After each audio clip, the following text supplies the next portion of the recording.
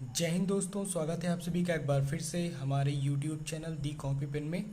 तो आज हम लोग पार्ट 9 के वीडियो में चर्चा करेंगे वर्ग के अभ्यास प्रश्नों की।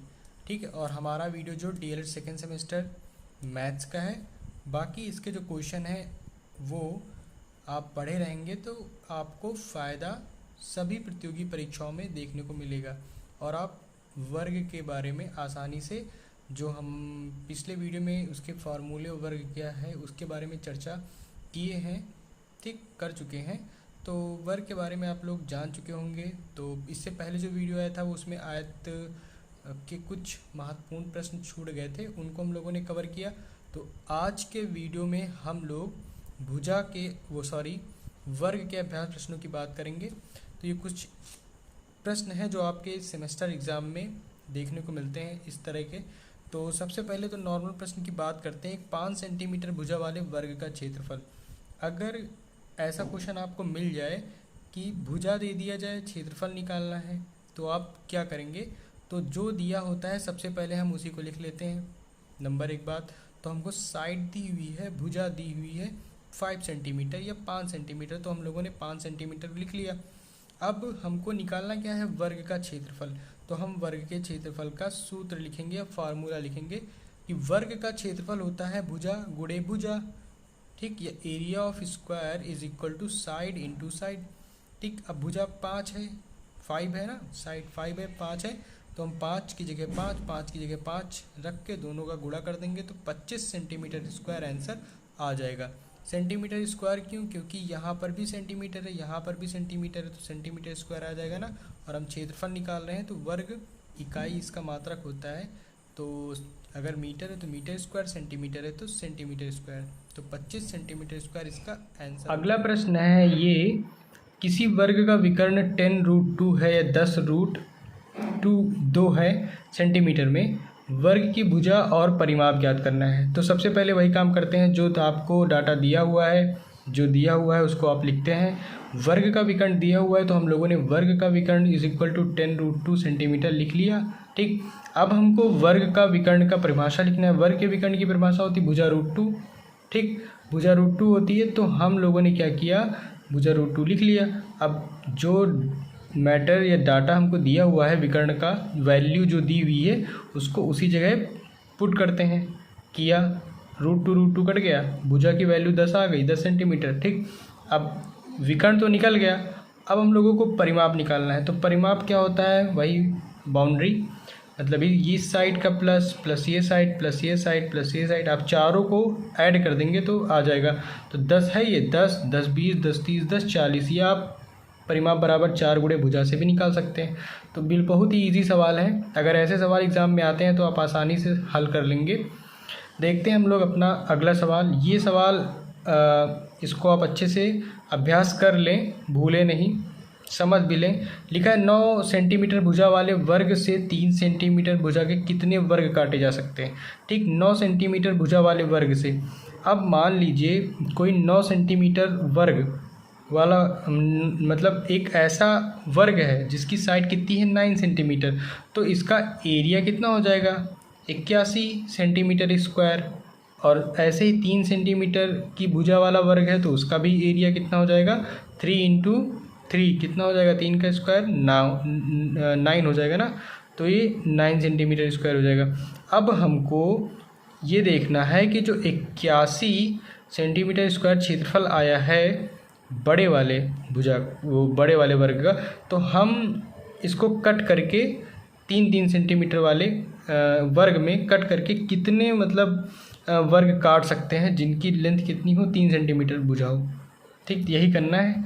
तो सबसे पहले हम क्या करेंगे? इसका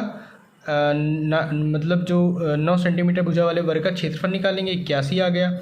और ऐसे 3 सेंटीमीटर भुजा वाले वर्ग का क्षेत्रफल निकालेंगे तो 9 आ गया। ठीक, अब काटे जा सकने वाले वर्ग, ठीक, कितने वर्ग का काटे जा सकते हैं? तो भाई बड़े वाले वर्ग के एरिया से आपको छोटे वाले वर्ग के एरिया को डिवाइड करना होगा, तो उतने वर्ग आपको निकल आएंगे। तो इसका आया है 81/9, 9 9 81, तो संख्या कितनी आ जाएगी? 9। तो ऐसे कितने वर्ग काटे जा सकते हैं? 9। तो ये भी सवाल बहुत ईजी है, इसको आप समझ गए होंगे आसानी से। तो चलते हैं हम लोग अपने अगले क्वेश्चन पे। हमारा अगला क्वेश्चन है कि एक आंगन की लंबाई और चौड़ाई दी हुई है। तो लंबाई 15 मीटर है और चौड़ाई कितनी 12 मीटर, और आंगन में 30 सेंटीमीटर के 30 सेंटीमीटर से वर्गाकार पत्थर के चौके बिछाने में क्या खर्च होगा यदि एक चौके की कीमत 0.50 रुपये है। तो आंगन, भाई मान लीजिए कोई आंगन है और उसकी ये जो लंबाई है 15 मीटर है, ठीक, और चौड़ाई कितनी हो गई 12 मीटर हो गई, और ये 15 मीटर हो गई। आंगन में 30 सेंटीमीटर जो 3 सेंटीमीटर से वर्गाकार पत्थर के चौके बिछाने में, अब टाइल्स या पत्थर जो भी आप बिछा रहे हैं तो वो 30 सेंटीमीटर क्या है, उसका एक साइड है, ठीक, 30 सेंटीमीटर एक साइड है उस पत्थर का, और वर्गाकार है तो हम इसको मतलब ये भी 30 हुआ, इसकी साइड एक 30 हुई, ये भी 30 हुई, ठीक। तो अभी इस पे बाद में आएंगे। सबसे पहले हम क्या करते हैं, इसका एरिया निकाल लेते हैं, क्योंकि एरिया निकालेंगे तो हमको एरिया पता होना इसका ज़रूरी है। इसका एरिया मीटर में दिया गया है, ये आप ध्यान में रखिएगा। तो आंगन का क्षेत्रफल निकालेंगे तो 15 × 12 करेंगे तो 180 मीटर स्क्वायर आ जाएगा। अब पत्थर के एक चौके का भी क्षेत्रफल निकालेंगे, ठीक, पत्थर के एक चौके का भी क्षेत्रफल निकालना ज़रूरी है ना। तो एक साइड कितनी है 30 है, तो 30 × 30 यानी भुजा × भुजा से आ जाएगा 900 सेंटीमीटर स्क्वायर। लेकिन यहाँ वैल्यू मीटर स्क्वायर में है, यहाँ सेंटीमीटर स्क्वायर में, तो इसलिए आप एक 900 को किस में बदल देंगे मीटर स्क्वायर में। अगर मीटर में बदलना होता तो आप सिर्फ 100 से भाग देते, लेकिन मीटर स्क्वायर में बदलना है तो आप एक और 100 से भाग देना होगा, ठीक। 100 × 100 तो 9/100 मीटर स्क्वायर आपका आ गया। अब चौकों की संख्या, जैसे पिछले क्वेश्चन में हम लोगों ने संख्या ज्ञात की थी, तो आंगन के क्षेत्रफल जो है आंगन का क्षेत्रफल बटे एक चौके का क्षेत्रफल, इस पे हम लोग वैल्यू पुट करेंगे तो हमारा आंसर आ जाएगा। तो आंगन का क्षेत्रफल कितना है 180 है और इसका 9/100, ठीक। तो ये वैल्यू ऊपर जाएगी तो कुछ इस प्रकार से आपको मिलेगा, तो 9 दूनी 18 और ये 2000 आपका आ जाएगा। अब कीमत कैसे निकालनी भाई, एक चौके की कीमत 0.50 है एक चौके की, तो भाई 2000 की इतनी होगी, आपको सिंपली गुणा कर देना और आंसर आ जाएगा, ठीक। तो ये सवाल था, आई होप ये आपको समझ में आया होगा। थोड़ा बड़ा है लेकिन बहुत इजी है, स्टेप बाय स्टेप आप इसको आसानी से कर सकते हैं। इस वीडियो का अंतिम क्वेश्चन है जो 2016 में आया हुआ क्वेश्चन है, देखते हैं। एक कमरे का फर्श 300 सेंटीमीटर और 425 सेंटीमीटर माप का है, ठीक। इस माप का एक फर्श है। कमरे के फर्श पर हमें क्या लगानी है, वर्गाकार टाइल लगाना है। एक ही माप के कम से कम लगाए जाने वाले टाइलों की संख्या ज्ञात कीजिए। तो भाई कोई फर्श है, मान लीजिए ये कोई मतलब कमरा है और इसकी फर्श जो है 300 सेंटीमीटर × 425 सेंटीमीटर में है, ठीक। आप इसको चौड़ाई मान सकते हैं और 425 को लंबाई मान सकते हैं। तो इस माप का है। अब हमको इसमें टाइल्स लगानी है। टाइल्स कैसी लगानी है, एक ही नाप की हो। एक ही नाप की मतलब अगर एक साइड मान लीजिए 20 है तो अगली साइड भी 20 हो, ठीक। और वर्गाकार लगानी है तो वर्गाकार लगानी, तो इसका मतलब उसकी सभी साइडें बराबर होंगी। तो इसके लिए हमें चाहिए बड़ी से बड़ी भुजा किसकी, उस टाइल्स की जो उस पर लगेगी। इसके लिए हमें इसका HCF निकालना पड़ेगा। तो उसके लिए क्या करेंगे कि हम 300 को 425 से इसके 300, इसका मतलब कुल मिला के क्या निकालना है, HCF निकालना है। तो HCF आपको पता है कैसे निकालते हैं, 300 को इससे डिवाइड करेंगे तो एक बार जाएगा तो 125 आएगा। अब जो वैल्यू 125 रहती है इसको फिर इस ये वैल्यू जो मतलब शेष फलाई इसको यहाँ लिखते हैं, फिर इसको डिवाइड करते हैं जो यहाँ वैल्यू रहती है 300 से, 300 आ गया। फिर अब इसको फिर वही भाग देते हैं 125, 2 बार जाएगा, कितना आएगा 250, 5 दूनी 10, 4 1 5 और हाँ ठीक 250, और उसके बाद माइनस करेंगे 50 आएगा। अब फिर ये वैल्यू फिर यहाँ पे आ जाएगी, फिर 50 दूना 100 और ये 25। अब यहाँ पे आ नहीं पा रहा था इसलिए यहाँ साइड में लिख दिया, ये 25 है। तो यहाँ कौन सी वैल्यू आएगी, यहाँ जो इधर शेषफल में आई है, तो 25 दूना 50, तो इधर की वैल्यू जो होती है वही क्या होती है, HCF,